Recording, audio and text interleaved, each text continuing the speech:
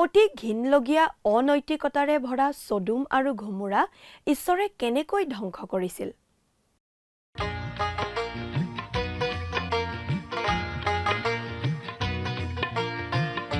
আজিৰে পবিত্ৰ ক্ষণতে উজ্বলি উঠা খ্ৰীষ্টৰ জ্যোতি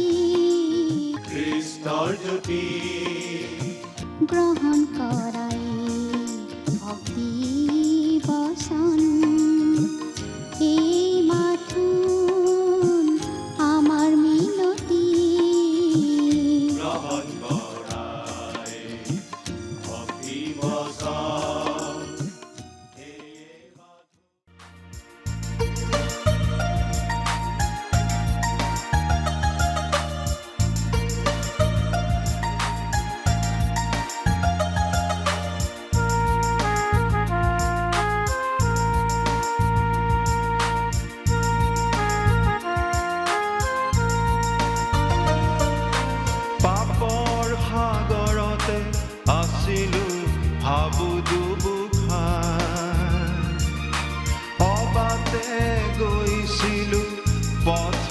বিচাৰি নাপায় পাপৰ সাগৰতে আছিলো ভাবু দুবুখাই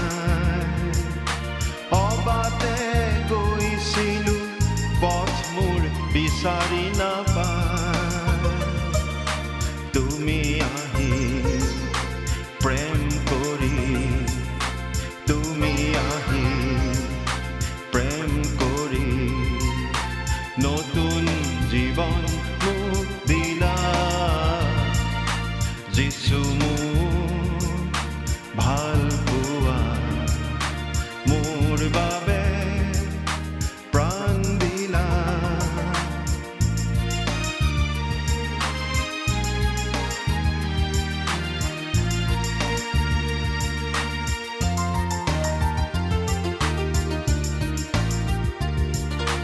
জীৱনৰ ভাৰ মোৰ আছিলে পৰ্বত সমান তোমাৰ আশ্ৰয়তে পালোহি মই বিশ্ৰাম জীৱনৰ ভাৰ মোৰ আছিলে পৰ্বত সমান তোমাৰ আশ্ৰয়তে পালোহি মই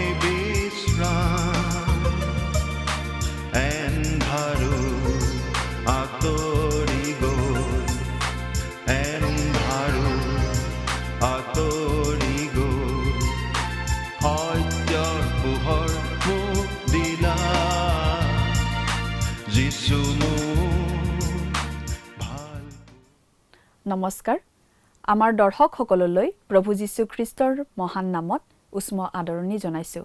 এই ভক্তিবচন অনুষ্ঠানৰ যোগেৰে আপোনালোকক লগ পাই আমি নথৈ আনন্দিত হৈছোঁ। আমাৰ এই ভক্তিবচন অনুষ্ঠানটি হৈছে ধাৰাবাহিক বাইবেল অধ্যয়নৰ অসমীয়া অনুষ্ঠান।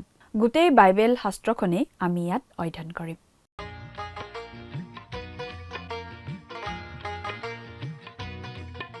প্ৰিয় দৰ্শক, যোৱা অনুষ্ঠানত বাইবেলৰ প্ৰথমখন পুস্তক অৰ্থাৎ আদি পুস্তকৰ 19 আৰু 20 নম্বৰ অধ্যায় দুটা পঢ়ি তাৰ ভিত্তিতেই আলোচনা আগবঢ়োৱা হৈছিল। আজি এই আদি পুস্তকৰ 21 নম্বৰ অধ্যায়ৰ পৰা আমি চাব খুজিছোঁ। আদি পুস্তকৰ 18 নম্বৰ অধ্যায়ত আমি ঈশ্বৰে অব্ৰাহামৰ আগতে কৰা প্ৰতিজ্ঞাকে আকৌ পুনৰ আৰোপিত কৰা পঢ়িবলৈ পাওঁ। সেই বৃদ্ধ বয়সত ছাৰায়ে সন্তান জন্ম দিব বুলি জনোৱা হ'ল আৰু সেই কথা শুনি ছাৰায়ে হাঁহিলে যদিও ঈশ্বৰে জনোৱা মতেই অব্ৰাহাম আৰু ছাৰাৰ এটি সন্তান জন্ম হ'ল। সেই সন্তানৰ কথা এই 21 নম্বৰ অধ্যায়ত আছে। অতি ঘিনলগীয়া অনৈতিকতাৰে ভৰা সদুম আৰু গমোৰা ঈশ্বৰে ধ্বংস কৰিছিল। ঈশ্বৰে অব্ৰাহামক জনাইছিল যদি তাত 10জনো ধাৰ্মিক লোক থাকে তথাপি তেওঁ নগৰখন ধ্বংস নকৰে, কিন্তু তাত 10জনো ধাৰ্মিক লোক নোলাল। ইমান অনৈতিক অধপতন ঘটা মানুহেৰে ভৰা সেই সদুম ঈশ্বৰে ধ্বংস কৰিবই বুলি নিশ্চিত হৈছিল। ধ্বংস কৰাৰ আগে আগে অব্ৰাহামৰ ভতিজা লুতক তাৰ পৰা উলিয়াই অনা হৈছিল, কিন্তু লুতৰ তিৰোতাই পিছপিনে ঘূৰি চোৱাৰ বাবে তাতেই লুনৰ স্তম্ভ হৈ পৰিছিল। আহকচোন এতিয়া আমি 21 নম্বৰ অধ্যায়ৰ মাজলৈ আগবাঢ়ি যাওঁ। প্ৰিয় শ্ৰোতা, আদি পুস্তকৰ 20 নম্বৰ অধ্যায়ত আমি পাইছিলোঁ অব্ৰাহাম আৰু ছাৰাৰ জীৱনলৈ আশীৰ্বাদ অহাৰ আগতে, তেওঁলোকলৈ ইছহাক জন্মাৰ আগতে তেওঁলোকৰ জীৱনত থকা তেওঁলোকে নিষ্পত্তি কৰিব লগা পাপটোৰ কথা। এতিয়া 21 নম্বৰ অধ্যায়ত আমি পাওঁ ইছহাকৰ জন্মৰ কথা। বাইবেলৰ পৰা পঢ়ি দিম। আদি পুস্তক 21 নম্বৰ অধ্যায় 1 আৰু 2 নম্বৰ পদ পাঠ কৰি দিম। যদি লগত বাইবেল আছে অনুগ্ৰহ কৰি চাই যাব, আৰু যদিহে লগত বাইবেল নাই অনুগ্ৰহ কৰি মন দি শুনিব। ইয়াত এনেদৰে লিখা আছে, পাছে জিহুৱাই নিজ বাক্যৰ দৰেই ছাৰালৈ অনুগ্ৰহ প্ৰকাশ কৰিলে, আৰু জিহুৱাই যি কৈছিল তাক তেওঁ ছাৰালৈ সিদ্ধও কৰিলে। ছাৰাই গৰ্ভৱতী হৈ ঈশ্বৰে অব্ৰাহামক কোৱা সেই নিৰূপিত সময়ত তেওঁৰ বৃদ্ধকালত তেওঁলৈ এটি পুত্ৰ প্ৰসৱ কৰিলে। আপুনি এটা কথা মন কৰিব পাৰে যে ইছহাকৰ জন্ম আৰু খ্ৰীষ্টৰ জন্মৰ মাজত এটা বিশেষ ধৰণৰ চকুত লগা সাদৃশ্য আছে। আমি ভাবোঁ খ্ৰীষ্টৰ আগমনৰ আগতে মানৱ জাতিক সেই বিষয়ে জনাবলৈ এটা বিশেষ আৰ্হি হিচাপেই বা বিশেষ এটা উদাহৰণ হিচাপেই ইছহাকৰ জন্মৰ কথাটো জনাই দিয়া হৈছে। ঈশ্বৰে প্ৰতিজ্ঞা কৰা অনুসাৰেই নিৰ্ধাৰিত সময়ত ইছহাকৰ জন্ম হৈছিল। এতিয়া 3 নম্বৰ পদৰ পৰা একেবাৰে 7 নম্বৰ পদলৈকে পাঠ কৰি দিম। তেতিয়া অব্ৰাহামে ছাৰাই তেওঁলৈ প্ৰসৱ কৰা ছাৰাৰ পৰা জন্মা সেই নিজ পুত্ৰৰ নাম ইছহাক ৰাখিলে।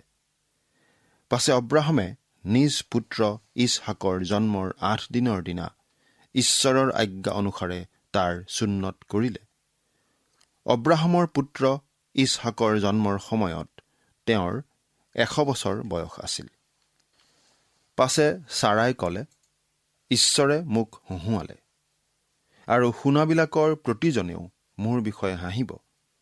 তেওঁ আৰু ক'লে, ছাৰাই সন্তানবোৰক পিয়াহ দিব। এনে কথা অব্ৰাহামক কোনে ক'ব পাৰিলেহেঁতেন? কিয়নো মই এতিয়া তেওঁৰ বুঢ়া কালত তেওঁলৈ এটি পুত্ৰ প্ৰসৱ কৰিলোঁ। ইয়াত আমাৰ বাবে মন কৰিবলগীয়া গুৰুত্বপূৰ্ণ সত্য কেইবাটাও আছে। প্ৰথম কথাটো হ'ল, ইছহাকৰ জন্মটো আছিল অলৌকিক জন্ম। ই প্ৰকৃতিৰ নিয়মৰ বিৰুদ্ধে হোৱা ঘটনা আছিল। ৰোমিয়া 4 নম্বৰ অধ্যায়ত পাচনি পৌলে এই বুলি লিখিছে, পাঠ কৰি দিম।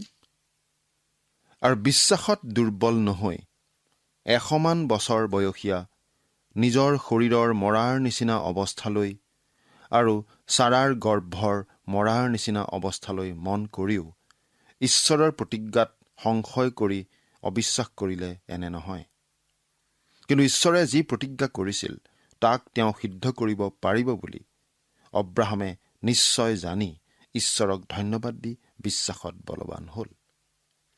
ৰোমিয়া 4 নম্বৰ অধ্যায়ৰ 19 পৰা একেবাৰে 21 নম্বৰ পদলৈকে পাঠ কৰি দিলোঁ।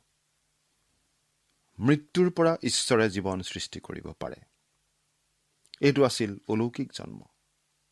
আমি এই কথাটো মন কৰা উচিত যে খ্ৰীষ্টৰ অলৌকিক জন্মৰ কথাটো ঈশ্বৰে পৃথিৱীৰ বাবে কিবা এটা নতুন কথা কৰি ৰখা নাছিল। তেওঁ আচলতে মানুহক তাৰ বাবে আগৰ পৰাই সাজু কৰি আনিছিল। গতিকে অতীজতেই সেই ইছহাকৰ জন্মত আমি দেখোঁ এটা অলৌকিক জন্ম। আমি ইয়াত এই কথাও দেখিছোঁ যে ঈশ্বৰে ছাৰা আৰু অব্ৰাহাম উভয়ৰ লগতে কাম কৰিব লগা হৈছিল। তেওঁলোকে নিজে যে একো কৰিব নোৱাৰে সেই কথাটো তেওঁলোকে বুজি পোৱাটো প্ৰয়োজনীয় আছিল। তেওঁলোকৰ সন্তান জন্ম হোৱাটো অসম্ভৱ বুলি তেওঁলোকে বুজি পাব লাগিছিল। অব্ৰাহামৰ হৈছিল 100 বছৰ আৰু ছাৰাৰ আছিল 90 বছৰ। গতিকে ইছহাকৰ জন্মটো এনেকুৱা জন্ম হ'ব লাগিব য'ত অব্ৰাহাম আৰু ছাৰাৰ আচলতে একো অৰিহণা নাথাকিব। এতিয়া আমি 21 নম্বৰ অধ্যায়ৰ 8 নম্বৰ পদটো পঢ়ি দিম। পাছে ল'ৰা বুজন হলত পিয়াহ এৰুৱালে, আৰু ইছহাকক পিয়াহ এৰুওৱা দিনা অব্ৰাহামে বৰ ভোজ পাতিলে। সেই কেঁচুৱাটিয়ে প্ৰথমতে মাকৰ গাখীৰ খাই বাচিব লাগিছিল, কিন্তু এদিন মাকৰ গাখীৰ এৰুৱাবৰ সময় আহিল। আনকি ইয়াতো আমালৈ এটা শিক্ষা আছে। কেঁচুৱাটিৰ বাবে মাকে যেতিয়া গাখীৰৰ বটল সাজু কৰি থাকে, তেতিয়া দোলনাত শুই থকা কেঁচুৱাটিৰ শৰীৰৰ সকলো অংগ প্ৰত্যংগই কাম কৰি থাকে। তাৰ হাত দাঙি, ভৰি মাৰি, চিঞৰি চিঞৰি সি কান্দে, কাৰণ গাখীৰৰ বটলটো তাক লাগে।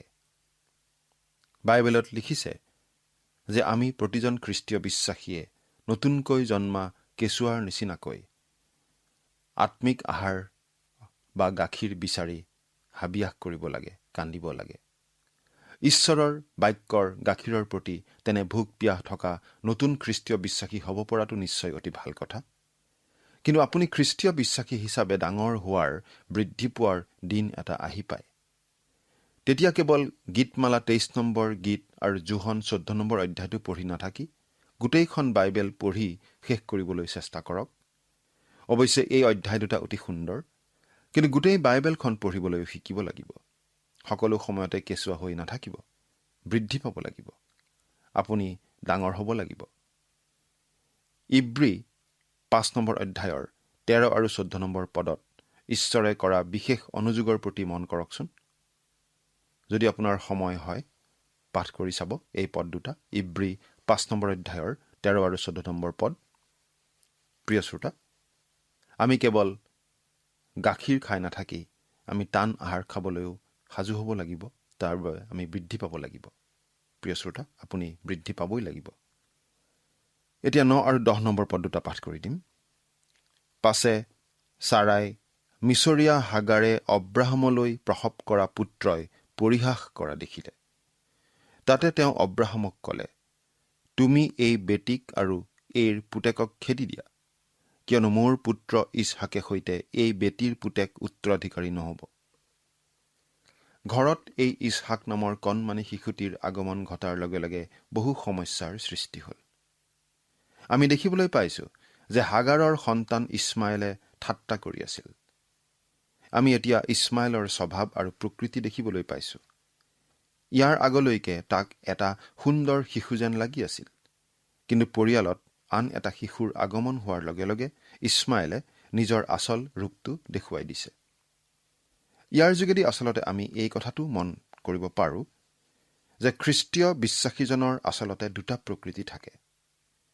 খ্ৰীষ্টত বিশ্বাস কৰি নতুন জন্ম লাভ নকৰা পৰ্যন্ত পুৰণি প্ৰকৃতি থাকে, আৰু সেই পুৰণি প্ৰকৃতিয়ে মানুহক নিয়ন্ত্ৰণ কৰি থাকে। মানুহে যি মন যায় তাকেই কৰি থাকে। স্বাভাৱিকভাৱে যি মনলৈ আহে তাকেই মানুহে কৰি থাকে। কিন্তু স্বাভাৱিকভাৱে আমাৰ যি কৰিবলৈ মন যায় তাকেই কৰি ফুৰাটো নিশ্চয় ভাল কথা নহয়। কিন্তু নতুন জন্ম লাভ কৰিয়েই মানুহে এটা নতুন প্ৰকৃতি লাভ কৰে।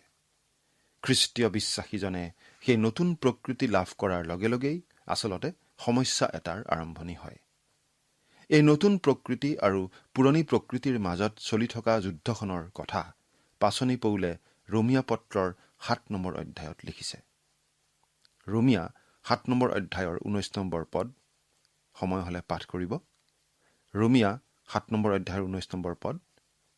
আমি পাওঁ যে নতুন প্ৰকৃতিয়ে কৰিব নিবিচাৰে, কিন্তু পুৰণি প্ৰকৃতিয়ে কৰিব বিচাৰে, আৰু পুৰণি প্ৰকৃতিয়ে নিয়ন্ত্ৰণ কৰি থাকে। আৰু আপুনি কোনটো প্ৰকৃতিৰ অধীন হৈ জীৱন কটাব সেই বিষয়ে সিদ্ধান্ত গ্ৰহণ কৰাৰ সময় এটা আপোনাৰ জীৱনত আহি পৰে। প্ৰভুৰ প্ৰতি বশ হৈ চলাৰ বাবে আমি এটা সিদ্ধান্ত লোৱাৰ প্ৰয়োজন হৈ পৰে। আপুনি পবিত্ৰ আত্মাক আপোনাৰ জীৱন চলাবলৈ এৰি দিবই লাগিব, নহ'লে আপুনি মানসিকতাৰ দ্বাৰা নিয়ন্ত্ৰিত জীৱন কটাই থাকিব লাগিব। ঈশ্বৰৰ সন্তানৰ বাবে তৃতীয় বিকল্প নাই। দাসীৰ সন্তানক খেদি পঠিয়াবই লাগিব। আমি আদি পুস্তকত ঠিক এইটোৱেই দেখিছোঁ। দাসী হাগাৰৰ পুত্ৰক খেদি পঠিয়াব লাগিব। এতিয়া 11 নম্বৰ পদটো পঢ়িম। এই কথা শুনি অব্ৰাহামে পুতেকৰ নিমিত্তে অতিশয় অসন্তুষ্ট হ'ল। মাংসিক দিশৰ পৰা ইছমাইলে ইছহাকৰ নিচিনাই অব্ৰাহামৰ সন্তান। ইছহাকৰ জন্ম হৈছেহে, এটি কণমানি শিশু, বেছি একো জনা হোৱাই নাই। কিন্তু ইছমাইল ভালেমান দিন ধৰি ঘৰত আছে, যুৱক অৱস্থা পাইছেহি। অব্ৰাহামে ইছমাইলক ইমান দিন পাই আহিছে, গতিকে তেওঁক খেদি পঠিয়াব লগা হোৱাটো অব্ৰাহামৰ বাবে অতি দুখ লগা অভিজ্ঞতা। কিন্তু এইখিনিতেই আমি আগতে কোৱা কথা এটা পুনৰ দোহাৰিব খুজিছোঁ। ছাৰা আৰু অব্ৰাহামে কৰা কাৰ্যটো ঈশ্বৰে অনুমোদন জনোৱা নাছিল, আৰু ঈশ্বৰে ইছমাইলক গ্ৰহণ কৰিব নোৱাৰে, কাৰণ ই আছিল পাপ। ঈশ্বৰে কেতিয়াও অনুমোদন জনোৱা নাছিল আৰু নজনায়ো। সেইটো অব্ৰাহামৰ বাবে হৃদয় বিদাৰক ঘটনা আছিল। কিন্তু সেই লজ্জাজনক পৰিস্থিতিৰ পৰা হাত সাৰিবলৈ তেওঁ ল'ৰাটিক খেদি পঠিয়াবই লাগিব। এই ডাঙৰ পুত্ৰটিয়ে ঠাট্টা বিদ্ৰূপ কৰি থকা কথাটো ছাৰাই কোনোপধ্যেই সহ্য কৰিব পৰা নাছিল। প্ৰিয় শ্ৰোতা, খ্ৰীষ্টীয় বিশ্বাসী হিচাপে আমি দুয়োটা প্ৰকৃতিৰ সৈতে সমানে মিলাই কেতিয়াও চলিব নোৱাৰোঁ। আমি এটা সিদ্ধান্ত ল'বই লাগিব। আজি বহুতো খ্ৰীষ্টীয় বিশ্বাসীৰ অস্থিৰতা আৰু অনিশ্চয়তাৰ কাৰণ কি জানেনে? তেওঁলোকে জগতৰ লগতো মিলি চলিব খোজে আৰু প্ৰভুৰ পথতো যাব খোজে। তেওঁ আত্মিক ৰোগীৰ নিচিনা দুয়ো ধৰণৰ কাম কৰিব খোজে। গ্ৰীকবিলাকৰ এবিধ প্ৰতিযোগিতা আছিল। দুটা ঘোঁৰা লৈ এখন ভৰি এটাৰ পিঠিত, আনখন ভৰি আনটোৰ পিঠিত দি একেলগে দুয়োটা ঘোঁৰা তেওঁলোকে দৌৰাব লাগিছিল। দুয়োটা ঘোঁৰা সমানে সমানে একেলগে দৌৰা পৰ্যন্ত দৌৰটো বেছ ভালেই আছিল। প্ৰতিজন খ্ৰীষ্টীয় বিশ্বাসীৰেই দুটা প্ৰকৃতি থাকে, এটা ক'লা ঘোঁৰা, আনটো বগা ঘোঁৰা। দুয়োটা একেলগে যাব পাৰিলে ভালেই আছিল, কিন্তু দুয়োটাই একেলগে কাম নকৰে। বগা ঘোঁৰাটো এফালে যায়, ক'লা ঘোঁৰাটো বিপৰীত পিনে যায়। সিহঁতে তেনেকুৱা কৰোঁতে আমি সিদ্ধান্ত ল'ব লাগিব আমি কোনটো ঘোঁৰাৰ লগত যাওঁ। আপুনি পুৰণি প্ৰকৃতিৰ মতে চলিব নে নতুন প্ৰকৃতিৰ মতে চলিব? সেইবাবেই আমাক বশ হ'বলৈ কোৱা হৈছে। পাচনি পৌলে কৈছে যে মাংসৰ দুৰ্বলতাৰ কাৰণে বিধি বিধানে যিটো কৰিব নোৱাৰিলে, এতিয়া ঈশ্বৰৰ আত্মাই সেইটো সম্পন্ন কৰিব পাৰে। ৰোমিয়া 8 নম্বৰ অধ্যায়ৰ 3 আৰু 4 নম্বৰ পদ চাব। ৰোমিয়া 8 নম্বৰ অধ্যায়ৰ 3 আৰু 4 নম্বৰ পদ। বিধি বিধানে মানুহৰ পুৰণি প্ৰকৃতিটো নিয়ন্ত্ৰণ কৰিব বিচাৰিছিল, কিন্তু বিফল হৈছিল। কিন্তু এতিয়া ঈশ্বৰৰ আত্মাই নতুন প্ৰকৃতিক শক্তি সামৰ্থ্য দি বিধি বিধানে কৰিবলৈ অসমৰ্থ হোৱা কামটো কৰিব পাৰে। হাগাৰৰ পুত্ৰ ইছমাইলৰ চৰিত্ৰটো প্ৰকাশ পাব ধৰিছিল, আৰু এই প্ৰকৃতিটো ইছমাইলৰ জাতিটোতো পাছত প্ৰকাশ পাই উঠা আমি দেখিবলৈ পাওঁ। নিজ ভাইৰ প্ৰতি শত্ৰু আচৰণ কৰা প্ৰকৃতি। শতিকাৰ পিছত শতিকা ধৰি ইছমাইলৰ এয়েই প্ৰকৃতি। ইছহাকৰ জন্মটো আচলতে প্ৰভু যীশুখ্ৰীষ্টৰ জন্মৰ এখন আগতীয়া ছবিৰ নিচিনা আছিল। ঈশ্বৰে অকস্মাতে কুমাৰী গৰ্ভত জন্ম লোৱাৰ ঘটনাটো মানৱ জাতিৰ আগত দাঙি ধৰা নাছিল। তেওঁ ইয়াৰ আগতেও কেইবাটাও অলৌকিক জন্ম ঘটোৱাই মানৱ জাতিক প্ৰস্তুত কৰি তুলিছিল, যেনে জোহন বাপ্তাইজকৰ জন্ম, আনকি চিমছনৰ জন্ম, আৰু ইয়াত ইছহাকৰ জন্ম। ইছহাকৰ জন্ম আৰু প্ৰভু যীশুখ্ৰীষ্টৰ জন্মৰ মাজত থকা সাদৃশ্যৰ বিষয়টোলৈ আমি অলপ মন দিব খুজিছোঁ। প্ৰথমতে, ইছহাকৰ জন্ম আৰু প্ৰভু যীশুৰ জন্ম আগতে কৰি থোৱা প্ৰতিজ্ঞা অনুসাৰে হৈছিল। 25 বছৰ আগতে ঈশ্বৰে অব্ৰাহামক কলদিয়াবিলাকৰ উৰ অঞ্চলৰ পৰা আহ্বান কৰি আনোতে এই বুলি কৈছিল, মই তোমাক আৰু ছাৰাক এটি পুত্ৰ সন্তান দিম। এতিয়া 25 বছৰ পাছত ঈশ্বৰে সেই প্ৰতিজ্ঞামতে কাম কৰিলে। ঈশ্বৰে ইছৰাইল জাতিক কৈছিল, কুমাৰীজনী গৰ্ভৱতী হৈ এটি পুত্ৰ প্ৰসৱ কৰিব। যীশু বৈতলেহেমত জন্মগ্ৰহণ কৰোঁতে এই ভাৱবাণী সফল হৈছিল। অৰ্থাৎ দুয়োটা জন্ম আগতে প্ৰতিজ্ঞা কৰি থোৱা অনুসাৰেই হোৱা জন্ম। দ্বিতীয়তে, দুয়ো ক্ষেত্ৰতেই প্ৰতিজ্ঞা কৰাৰ পৰা প্ৰতিজ্ঞা পূৰণ হোৱালৈকে সময়ৰ এটা ব্যৱধান আছিল। ইছহাকৰ জন্ম হ'ব বুলি প্ৰতিজ্ঞা কৰাৰ 25 বছৰ পাছতহে ইছহাকৰ জন্ম হৈছিল। খ্ৰীষ্টৰ জন্মৰ ক্ষেত্ৰত আমি কেইবাটাও প্ৰজন্মৰ কথা উভতি চাব পাৰোঁ। উদাহৰণস্বৰূপে খ্ৰীষ্ট দায়ুদৰ বংশত জন্মিব বুলি ঈশ্বৰে প্ৰতিজ্ঞা কৰিছিল। সেয়া আছিল খ্ৰীষ্ট জন্মৰ 1000 বছৰ আগৰ কথা। এইটো এটা মন কৰিবলগীয়া সাদৃশ্য। জন্মৰ ঘোষণা বা প্ৰতিজ্ঞাটো ছাৰা আৰু মৰিয়মৰ বাবে অবিশ্বাস্য আৰু অসম্ভৱ যেন লাগিছিল। জিহুৱাৰ দাসকেইজনে ছদোমলৈ গৈ থকাৰ বাটতে অব্ৰাহামৰ ঘৰত সোমাই ইছহাকৰ জন্ম হ'ব বুলি ঘোষণা কৰোঁতে ছাৰাই হাঁহিছিল, কাৰণ কথাটো অসম্ভৱ যেন আছিল। কুমাৰী গৰ্ভত জন্ম হোৱাৰ বিষয়ে প্ৰথমে সন্দেহ বাৰু কোনে দেখুৱাইছিল? মৰিয়মে নিজেই নহয় জানো? যেতিয়া স্বৰ্গদূতে কথাটো ঘোষণা কৰিছিল তেতিয়া মৰিয়মে কৈছিল, ই কেনেকৈ হ'ব পাৰে? মই কোনো পুৰুষৰ মুখ দেখা নাই। চতুৰ্থতে ইছহাক আৰু যীচু দুয়োৰো জন্মৰ আগতেই নাম থোৱা হৈছিল। অব্ৰাহাম আৰু ছাৰাক কোৱা হৈছিল তেওঁলোকৰ এটি পুত্ৰ জন্মিব আৰু তেওঁলোকে তেওঁৰ নাম ইছহাক দিব লাগিব।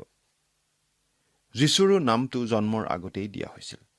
স্বৰ্গদূতে যোচেফক কৈছিল, তুমি তেওঁৰ নাম যীচু থবা, কাৰণ তেওঁ নিজৰ লোকবিলাকক পাপৰ পৰা উদ্ধাৰ কৰিব। পঞ্চমতে দুয়োটা জন্ম ঈশ্বৰৰ নিৰ্ধাৰিত সময়মতে হৈছিল। এই অধ্যায়ৰ 2 নম্বৰ পদত আমি পাওঁ যে ঈশ্বৰে কোৱা নিৰ্ধাৰিত সময়মতে ছাৰাই ইছহাকক জন্ম দিলে। ষষ্ঠতে দুয়োটা জন্মই অলৌকিক। ইছহাকৰ জন্ম আছিল অলৌকিক আৰু যীচুৰ জন্ম নিঃসন্দেহে অলৌকিক। তাত কোনো মানুহৰ অৰিহণা নাছিল। সপ্তম সাদৃশ্যটো হৈছে দুয়োটা সন্তানেই পিতাকৰ বাবে সন্তুষ্টিৰ বিষয় আছিল। ইছহাক নামৰ অৰ্থটোৱেই হৈছে হাঁহি। আনহাতে প্ৰভু যীশুৰ বিষয়ে পিতৃ ঈশ্বৰে স্বৰ্গৰ পৰা ঘোষণা কৰিছিল এনেদৰে, এওঁ মোৰ প্ৰিয় পুত্ৰ, এওঁত মই পৰম সন্তুষ্ট। অষ্টমতে দুয়ো পিতৃৰ প্ৰতি বাধ্য আছিল, আনকি মৃত্যু পৰ্যন্ত। আদিপুস্তকৰ 22 নম্বৰ অধ্যায়ত আমি পাওঁ যে ইছহাকক অব্ৰাহামে বলি দিবলৈ নিছিল। তেতিয়া ইছহাক প্ৰায় 33 বছৰীয়া আছিল। অৰ্থাৎ ইছহাকে স্বইচ্ছাই পিতৃৰ প্ৰতি বাধ্য হৈছিল। প্ৰভু যীশু ক্ৰুচীয় মৃত্যুলৈকে পিতৃৰ আজ্ঞাধীন হ'ল। নৱম সাদৃশ্যটো হৈছে ইছহাকৰ জন্মটো আচলতে খ্ৰীষ্টৰ পুনৰুত্থানৰ এখন ছবি। ৰোমিয়া 4 নম্বৰ অধ্যায়ৰ 19 নম্বৰ পদত আমি পাইছিলোঁ যে ছাৰাৰ গৰ্ভ মৰাৰ নিচিনা আছিল, কিন্তু তাৰ পৰাই ইছহাকৰ জন্ম হ'ল। মৃত্যুৰ পৰা জীৱন ওলাল, সেয়ে পুনৰুত্থান। পাচনি পৌলে আকৌ কৈছে ৰোমিয়া 4 নম্বৰ অধ্যায়ৰ 25 নম্বৰ পদত এইবুলি, সেই যীচু আমাৰ অপৰাধৰ কাৰণে সমৰ্পিত হ'ল আৰু আমাৰ ধাৰ্মিকতাৰ অৰ্থে তেওঁক তোলা হ'ল। মুঠতে আমি ইছহাকত প্ৰভু যীশু খ্ৰীষ্টৰ ছবি এখন দেখা পাওঁ। ঈশ্বৰে অব্ৰাহামৰ প্ৰতি, হাগাৰ আৰু তাইৰ সন্তানৰ প্ৰতি কেনে অনুগ্ৰহশীল ব্যৱহাৰ কৰিছিল সেই কথা আমি এতিয়া পাম। 12 নম্বৰ পদ, কিন্তু ঈশ্বৰে অব্ৰাহামক ক'লে, ল'ৰাটিৰ আৰু তোমাৰ সেই বেটীৰ কাৰণে সেই কথাত তুমি অসন্তুষ্ট নহবা। ছাৰাই তোমাক কোৱা সকলো কথা তুমি শুনা, কিয়নো ইছহাকৰ পৰাহে তোমাৰ বংশ তোমাৰ বুলি বিখ্যাত হ'ব।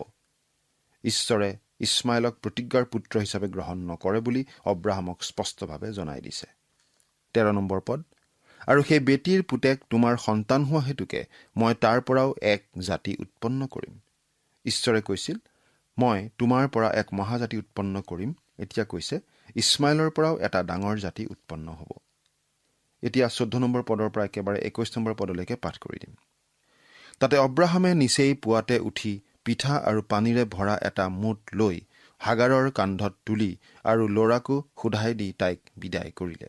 তাতে তাই গুচি গৈ বেৰচেবা অৰণ্যত ভ্ৰমি ফুৰিলে। পাছে সেই মুঠৰ পানী ঢুকালত হাগাৰে এটা জোপাৰ তলত ল'ৰা এৰি থৈ নিজে তাৰ সন্মুখৰ পৰা এপাত কাঁড়ৰ বাটমান আঁতৰত বহিলগৈ, কিয়নো তাই ক'লে, ল'ৰাৰ মৃত্যু মই নাচাওঁ।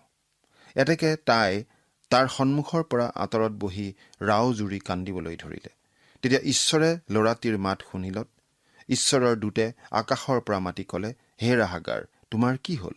ভয় নকৰিবা, কিয়নো তেনে অৱস্থাত থকা ল'ৰাটিৰ মাত ঈশ্বৰে শুনিলে, উঠা, ল'ৰাটিক তুলি হাতেৰে ধৰাগৈ, কিয়নো মই তাৰ পৰা এক মহাজাতি উৎপন্ন কৰিম। তেতিয়া ঈশ্বৰে তাইৰ চকু মুকলি কৰিলত তাই পানীৰ এটা ভুমুক দেখিলে। তাতে তাই গৈ মুঠত পানী ভৰাই নি ল'ৰাক পান কৰালে। পাছে ঈশ্বৰ সেই ল'ৰাৰ সহায় হোৱাত সি ডাঙৰ হৈ অৰণ্যত বাস কৰি ধনুৰ্ধৰ হ'ল। সি পাৰণ অৰণ্যত বসতি কৰিলে। পাছে তাৰ বিবাহৰ অৰ্থে মাকে মিছৰ দেশৰ পৰা এজনী ছোৱালী আনিলে। শাস্ত্ৰত ইয়াৰ পাছত ইছমাইলৰ বংশধাৰাটো উল্লেখ কৰা আমি নাপাওঁ, কিন্তু সেই বংশ আজিও আছে আৰবসকলৰ যোগেদি। 22 আৰু 23 নম্বৰ পদ।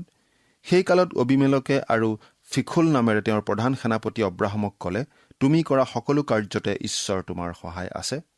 এই হেতুকে এতিয়া মই তোমালৈ আৰু তোমাৰ পু নাতিলৈকো বিশ্বাসঘাতক নহৈ তুমি মোলৈ যেনেকৈ অনুগ্ৰহ ব্যৱহাৰ কৰিলা, মই তোমালৈ আৰু মই প্ৰবাস কৰা এই দেশলৈকো তেনেকৈ অনুগ্ৰহ ব্যৱহাৰ কৰিম, এই বুলি তুমি মোৰ আগত এই ঠাইতে ঈশ্বৰৰ শপত কৰি কোৱা।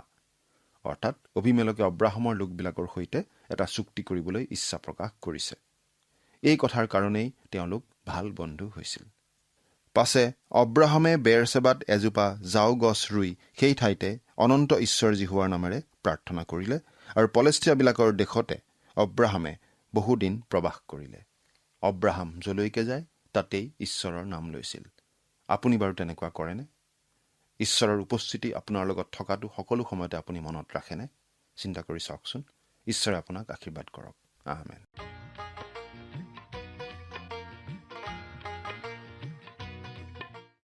ইছহাকৰ জন্ম পিছলৈ হ'বলগীয়া প্ৰভু যীশুৰ জন্মৰ এখন আগতীয়া ছবিৰ নিচিনা। জাগতিক দৃষ্টিত চাবলৈ গ'লে ইছহাকৰ জন্মটো এটা অলৌকিক ঘটনাৰ নিচিনা আছিল, কাৰণ অব্ৰাহামৰ 100 বছৰ আৰু ছাৰাৰ 90 বছৰ বয়সত এই সন্তান জন্মিছিল। প্ৰভু যীশুৰ জন্মও আছিল অলৌকিক। কোনো পুৰুষৰ সংস্পৰ্শলৈ নহাকৈ কুমাৰী মৰিয়মে যীশুক গৰ্ভধাৰণ কৰিছিল। দুয়োটা জন্ম ঈশ্বৰে কৰা প্ৰতিজ্ঞা অনুসাৰে হৈছিল। সেই হ'বলগীয়া জন্মৰ বিষয়ে জনাওঁতে ছাৰায়ে প্ৰথমতে হাঁহিছিল। মৰিয়মেও আশ্চৰ্য প্ৰকাশ কৰিছিল, কিন্তু ঈশ্বৰৰ ঘোষণা মতেই এই জন্ম হৈছিল। সেই প্ৰতিজ্ঞাৰ পুত্ৰ ইছহাকৰ যোগেৰেই অব্ৰাহামলৈ ঈশ্বৰে কৰা আশীৰ্বাদটো মানৱ জাতিলৈ আগবাঢ়ি যাব বুলি ঈশ্বৰে জনাইছিল। কিন্তু পৰৱৰ্তী অধ্যায় অৰ্থাৎ 22 নম্বৰ অধ্যায়ত আমি পাওঁ যে সেই ইছহাককেই ঈশ্বৰৰ আগত বলি দিবলৈ অব্ৰাহামক ঈশ্বৰে কৈছিল আৰু অব্ৰাহামে তাকে কৰিবলৈ আগবাঢ়িছিল। সেই বিষয়ে আমি আমাৰ পৰৱৰ্তী অনুষ্ঠানত চাবলৈ পাম। পৰৱৰ্তী অনুষ্ঠানত পুনৰ লগ পোৱাৰ আশাৰে আজিলৈ আমি ইমানতেই সামৰিব খুজিছোঁ। আহকচোন সামৰণিত খন্তেক প্ৰাৰ্থনাত মূৰ দুৱাওঁ। স্বৰ্গত থকা অতি মৰমীয়াল দয়ালু পিতৃ ঈশ্বৰ, ধন্য হওক প্ৰভু তোমাৰ নাম। প্ৰভু হিমতে প্ৰাৰ্থনা কৰিছোঁ প্ৰত্যেকজন দৰ্শকসকলৰ বাবে। তেওঁলোকৰ জীৱনত প্ৰভু তুমি প্ৰচুৰ পৰিমাণে আশীৰ্বাদ কৰা আৰু প্ৰভু তোমাৰ বাক্য বুজি পোৱাত তেওঁলোকক তুমি সহায় কৰা আৰু যাতে তোমাৰ বাক্যত তুমি যেনেদৰে বাৰ্তাসমূহ প্ৰভু দিছা, যি বিশেষ বাৰ্তা, সেই বাৰ্তা প্ৰভু তেওঁলোকে যাতে ল'ব পাৰিব আৰু সেইমতে যাতে নিজৰ জীৱনত ব্যৱহাৰ কৰিব পাৰিব, তেনে আশীৰ্বাদ কৰা। এই সকলো যত্ন মহান ত্ৰাণকৰ্তা প্ৰভু যীশুখ্ৰীষ্টৰ নামত অৰ্পণ কৰিলোঁ। আমেন। যোৱা অনুষ্ঠানত প্ৰচাৰিত প্ৰশ্নটিৰ শুদ্ধ উত্তৰটো হৈছে অপশ্যন এ, দুগৰাকী। আজিৰ অনুষ্ঠানৰ ওপৰত আধাৰিত প্ৰশ্নটি হৈছে ইছহাকৰ জন্ম হ'ব বুলি প্ৰতিজ্ঞা কৰাৰ কিমান বছৰৰ পাছত ইছহাকৰ জন্ম হৈছিল? Option A 15, option B 20, option C 25, option D 30। প্ৰিয় দৰ্শক, আজিৰ প্ৰশ্নৰ সঠিক উত্তৰটো আজি সন্ধিয়া 6 বজাৰ আগেয়ে আপোনাৰ নাম আৰু ঠিকনাৰে সৈতে আমালৈ 7429840242 নম্বৰত SMS নাইবা হোৱাটছআপৰ যোগে প্ৰেৰণ কৰক। প্ৰিয় দৰ্শক, আপুনি যদি আমাৰ এই অনুষ্ঠানৰ যোগেদি আশীৰ্বাদপ্ৰাপ্ত হৈছে আৰু আমাৰ লগত কথা পাতিবলৈ বিচাৰিছে বা আপোনাক প্ৰাৰ্থনাৰ সহায়ো পৰামৰ্শ লাগে, তেন্তে আমালৈ 7429840242 এই নম্বৰত পোনপটীয়াকৈ ফোন কৰিব পাৰিব। ধন্যবাদ।